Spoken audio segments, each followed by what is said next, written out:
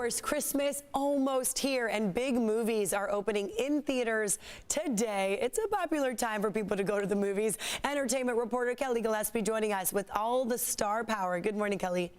Good morning. That's right, Netta. I was so excited to be back in person for some of the interviews, including Matthew McConaughey and Scarlett Johansson. Now, this is for this animated sequel, Sing, plus George Clooney. He directs his buddy Ben Affleck in a memoir adapted for the screen called The Tender Bar, and it's the long-awaited fourth film. Keanu Reeves, he's back in The Matrix Resurrection, where, of course, those lines of reality are blurring once again. So here are those interviews. Good evening. It is my pleasure to present to you a brand new show featuring the return of Clay Calloway. There's this line that Bono's character delivers to Buster where he's saying there's always a choice. It's just you have to have the guts to make the right one. Talk to me about the importance of having integrity. Well, it's tough at the time, but when you have those choices, if you can just project a little bit into the future and go, if I make this choice now, and maybe I get what I want, but I don't get it how I believe I should get it. And it costs me my integrity, or it costs me my character. Is that choice gonna give me a hangover later in life? So I think making choices that you go, hey, down the line, can I look back on the choice and go, yep, I'll sleep well with that choice. You sing Bono's song, Stuck in This Moment and I Can't Get Out, and you did such an amazing job. It basically is my 13-year-old dream come true. So I think I've sang that song in the shower 4,000 times. It's very surreal to have recorded something, firstly in the middle of the pandemic, in the quarantine time where we were all separated from one another, and then I just it still felt like I was like in my shower singing it, and then to hear it like mixed together with Bono's vocal, it's very surreal. Like nerve-wrackingly surreal. Never in front of anybody live, but totally can do it in the shower. And I sound great in the shower.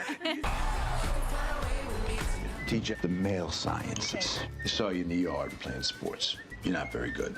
Find some other activities. I like to read. Uncle Charlie, he's standing in the gap where he's needed. Talk to me a little bit about his role and maybe what that's looked like in your own life. In my own life, particularly now as my kids are ages, all of them, where it's just, I am so aware, mindful of the importance around being a good father, being a good parent, how meaningful it is to make those years healthy and have your kids feel loved and a sense of self, and to internalize their parents' voice, that they're worth something. And so I just am so focused on that. And this was a story about that, really, about what it means to parent, whatever the family looks like, whatever that means, that inside that structure for kids, there's love and support in a real honest way, and how powerful that can be.